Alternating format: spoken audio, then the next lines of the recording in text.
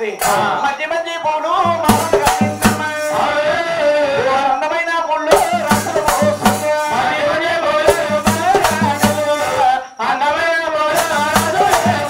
అందమైన పూలు రాసుల పోస్తుందట. ఈ మహానుభావుడు చెప్ప పట్టుకుని ఉకులాతే పుట్టారు ఒక కోనేరు ఉంటే కోనేరు గారు నిద్రపోతా ఉన్నారు. ఒక మంది చూస్తుంది మహాతల్లి ఈ బాలుడు ఎవరు? అలాగని బాలుడు దగ్గరికి వెళ్ళి అంటదట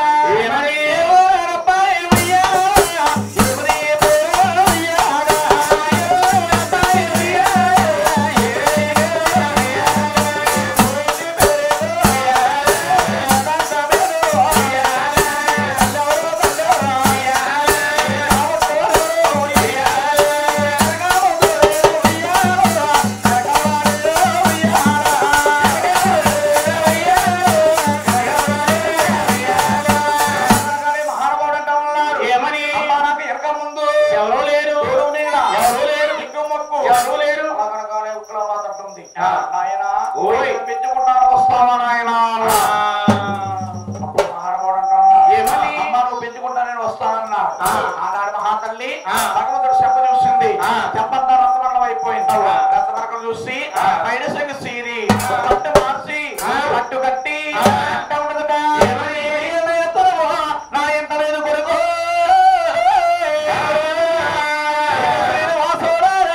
పేరు పెట్టిందో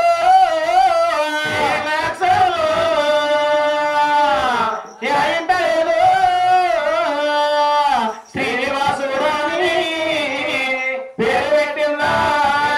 పేరు నామం పెట్టి భగవంతుడు కుటారోధం తీసుకొచ్చి ఉయ్యాలట్లో భగవంతుడు పోసి మహానుభావుడికి అలవాటు పడుతుందంట. ఎలాగండి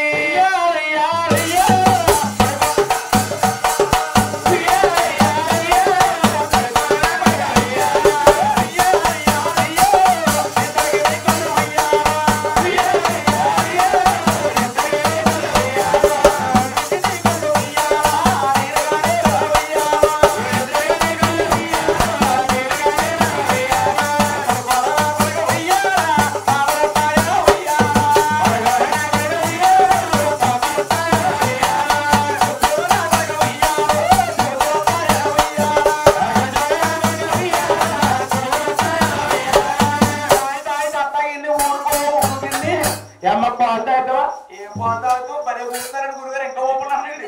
దిగవా నాయన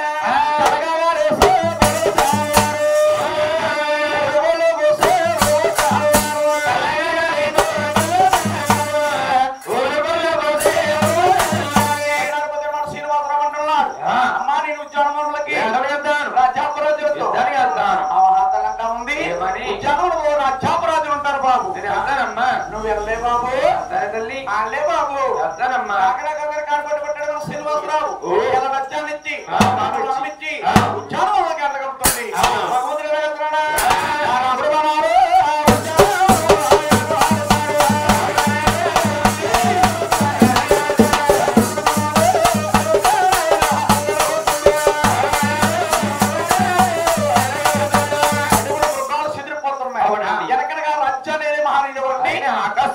ఆకాశరాజ్య భార్య ధరణీదేవి గారు. నాయన ఆకాశరాజుకి డబ్బు కానీ ధనానికి కానీ ఏదో మాటలు లేవటండి. మహానుభావుడికి సంతానం లేక రాజు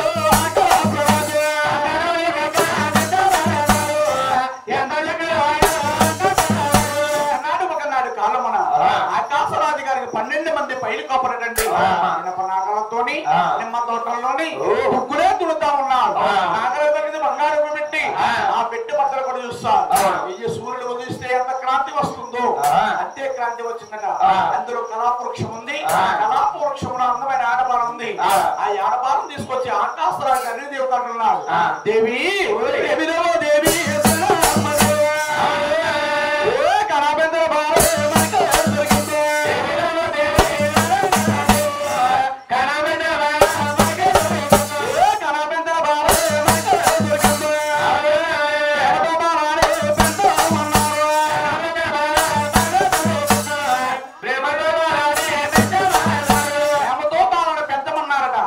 ఆనాడు మహానుభావుడు ఎప్పుడు వెళ్ళాడు? మహాతల్లి అంటుంది ఏమండి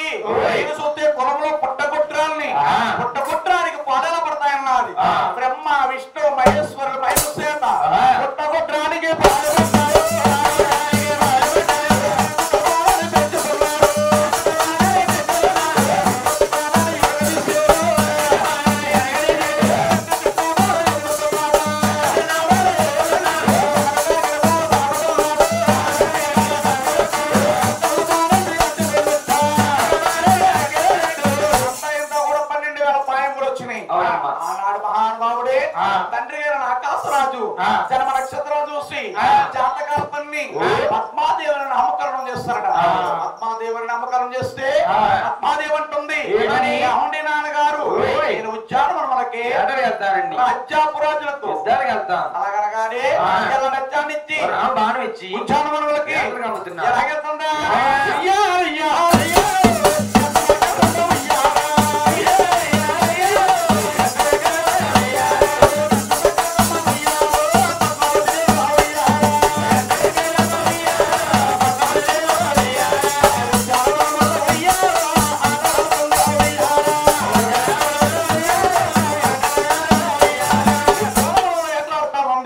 ఇప్పుడు ఎట్లా అర్థం ఉందో ఈ మహాతల్లి వాడి రూపముల మీద బయటి బొమ్మల మీద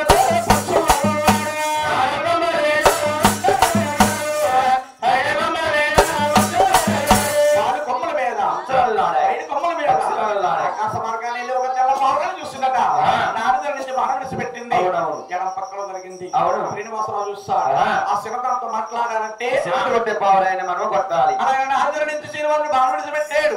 కుడి పక్కన జరిగింది ఇద్దరికి మయంగా అవరే పడ్డాది. నేను కొట్టేనే శిరవానంటే కొట్టేనే శిరదానంటే ఇద్దరికి ప్రేమలు కలిగినాయట. ఇప్పుడు మహానుభావుడు రామయ్య ఉత్తరాలు గజేంద్రుడిని ఏనుగు నేలగా ఇచ్చాడు. ఏనుగు వచ్చి వెళ్ళినట్టయిందట. ఈ పక్కన శనిగతో చిన్నాభిన్నం అయిపోయా. ఈ పద్మావతి వెనకాల కొంచెం శ్రీనివాసుడు ఒళ్ళో పడిపోయింది. నేను మోక్షం వెళ్ళిపోతున్నా. అరే పద్మావతిని ఎవరో చిన్నవాడు శ్రీపట్టుకు లెక్కెళ్ళిపోతున్నారు. అలాగే పక్కన ఉన్న ఏనుగు గురకురాలు తీసి శ్రీనివాసుడు దెబ్బ మీద పడ్డారు.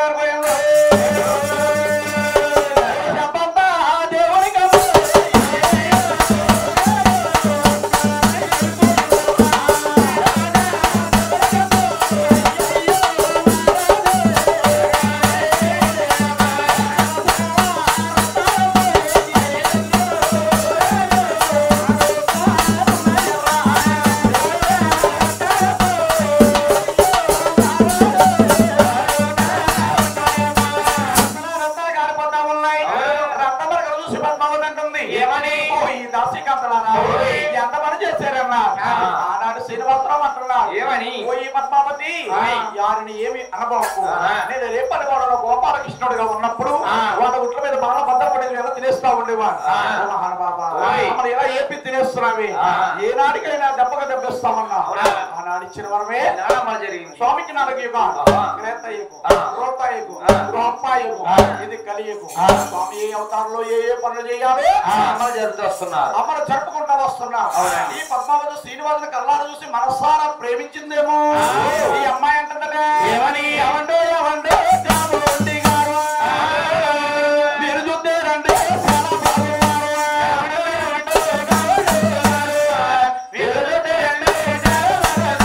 అవండి మీరు చూస్తే పున్న సంద్రులాగా ఉన్నారు. మీకు ఒకసారైనా పెళ్ళయిందండి? ఒకసారైనా పెళ్ళయిందా? ఇంకా అవ్వలేదండి. ఇంకా పిల్ల అవ్వలేదు. సొంటుకొమ్మలాగా ఒంటరిగా ఉన్నారు. సొంటుకొమ్మలాగా. అవును. ఎవండి మిమ్మల్ని మేము పెళ్లి చేసుకుందాం అనుకుంటున్నాను. చేసుకుంటారండి? అవండి మేము పెళ్లి చేసుకోవాలంటే ఒక ఇయ్యానికైనా కయ్యానికైనా సరిజోలు ఉండాలి. ఇది చూస్తేనేమో 7 అంతస్తుల మీద, నాది చూస్తేనేమో 7 అడుగుల గుడిసి ఉంది. మీకు నాకు తగదండి. కానీ పద్మావతి అంటుంది ఏమని ఏమండి జన్మ నక్షత్రాలు జాతకాలు చెప్పమన్నా. అవునవును. అప్పుడు శ్రీనివాసరావు అంటున్నాడు ఏమని అమ్మాయి ముందుగానే జన్మకు జాతకాలు చెప్పమన్నాడు. ఆనాడు మహానుభావుడు శ్రీనివాసరావు అంటుంది పద్మావతిని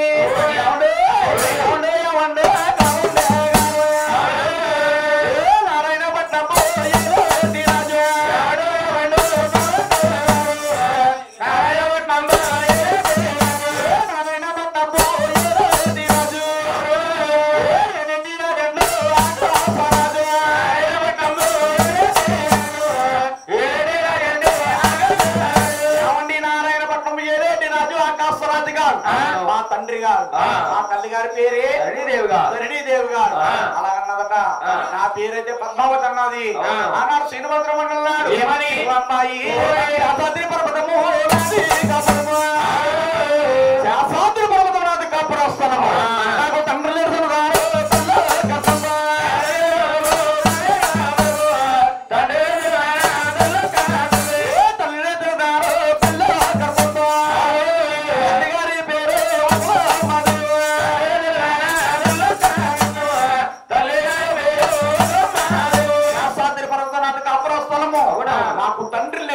తల్లి ఒకరు ఉన్నారు. తల్లి గారి పేరే ఓ అమ్మాయి నా పేరు కోడలు శ్రీనివాస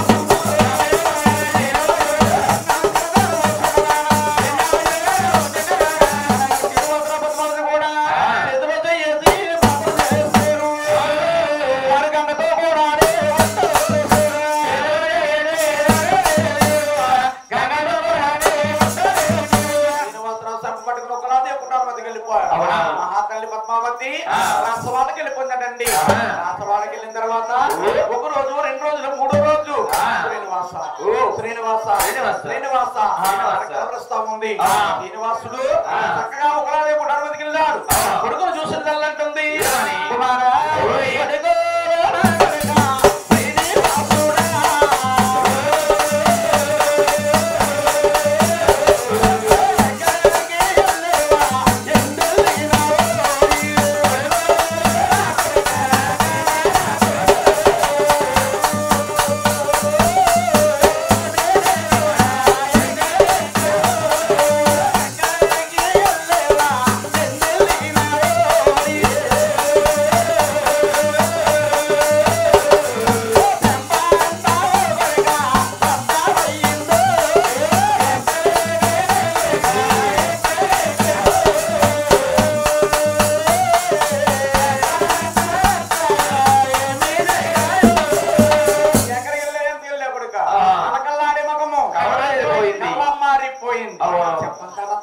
కొడుకు ఎక్కడికి వెళ్ళేవన్నా అమ్మా నీ నాటపడలో జాకొండ మీ జీకొండ దూకుతుంటే నాడు జడ కింద పడ్డా చెప్పక రక్తం తగ్గిందన్నా.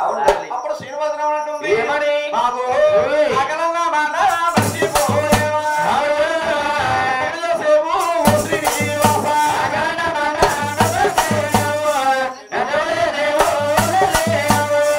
మహానుభావుడు అంటా ఉన్నా అమ్మా ఆకలన్నా మన మర్చిపోయినట్టున్నా ఎంత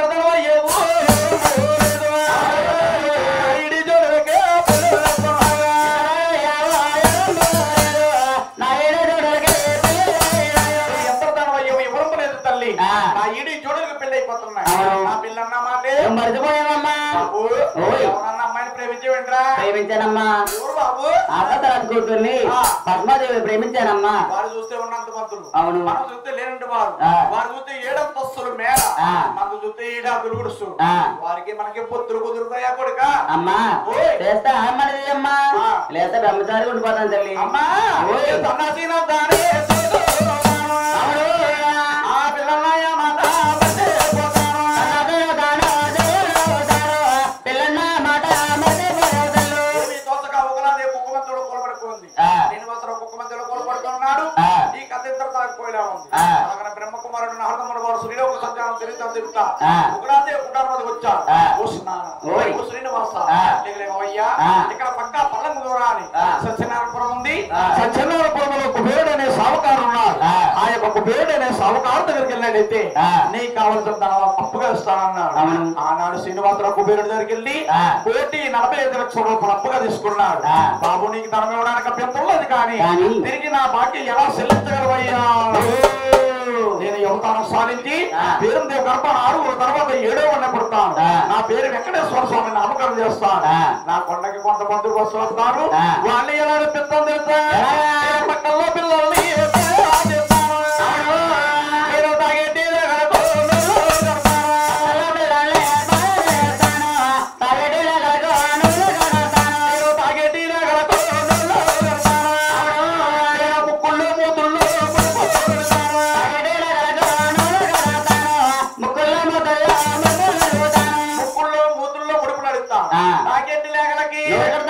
నేలు కడతాను. మూడు పిల్లలు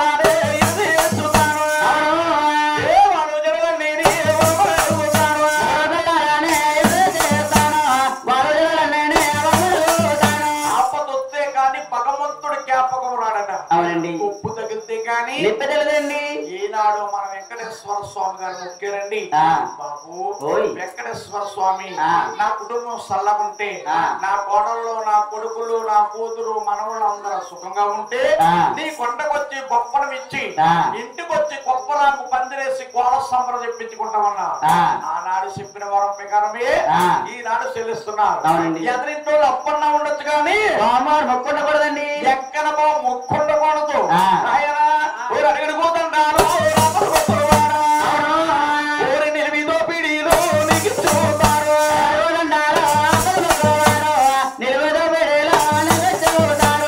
మొక్కులంటే నిలిమి దోపిడీలు అంటే అమ్మా ముక్కుల్లో మూతుల్లో కూడా స్వాముల వారికి ముడిపిస్తారు. నిలిమి దోపిడీ అంటారు. అది స్వాముల వారికి నిలిమి దోపిడీ వస్తారు. బాబు గోవిందరాజు మహానవాడు కుబేరుడు అంటున్నాడు శ్రీనివాసరావు. నువ్వు అవతారంలో కుబేరుడు జన్మించావు, నేను అవతారంలోని శ్రీనివాసుడు జన్మించాను. ఈ అవతారం సాధించి ఏడొక్క భర్తను ఎక్కడ బాబుగా నిలుస్తాను. నా కొండకి కొంతమంది బస్సులు వస్తాను. ఏ రోజుకి ఆ రోజు నాకు ఉదయ లక్షల ధనం వస్తాను. వచ్చిన ధనం అంతా కూడా నీకు కలియుగం అనంతరం కూడా వడ్డీ సరిపెడతాను. కలియుగం వెళ్ళిన తర్వాత అసలు సరిపెడతాను. అలాగని మన వెంకటేశ్వర స్వామి మహానుభావుడు గోవిందరాజులకి వడ్డీ సరిపెడుతున్నాడు కాబట్టి అలా వడ్డీ మాత్రం వస్తాడు. చుట్టూ మాట్లాడడానికి వెళ్తుంది. మన తల చూస్తే ముసలైపోయింది. వారు ఇస్తానంట. ఏమంటారు? ముసలావుడేటి పెళ్లి పేరంటారు వచ్చింది ఏమిటి? ఈ చుట్టాలుగా మనం మాట్లాడుకుని రావా. అలాగే ఒకలాదే తర్వాత ఒక కోనేరు ఉందట. ఆ కోనేట్లో ఆడవారు ములిగితే మగవారు అవుతారు, మగవారు ములిగితే ఆడవారు అవుతారు. శ్రీనివాసరావు కోనేట్లో అర్థంగా స్త్రీ రూపం వచ్చింది. ఎరికి లక్షాల ముస్తాబులు అవుతున్నాడు. బాబులు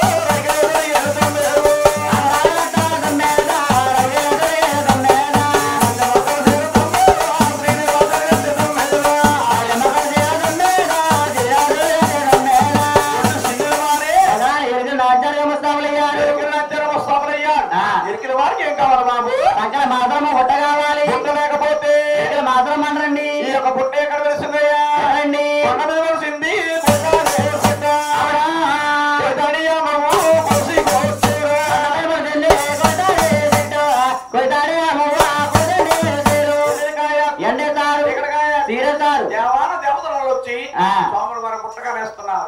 ముగ్గురు దేవతల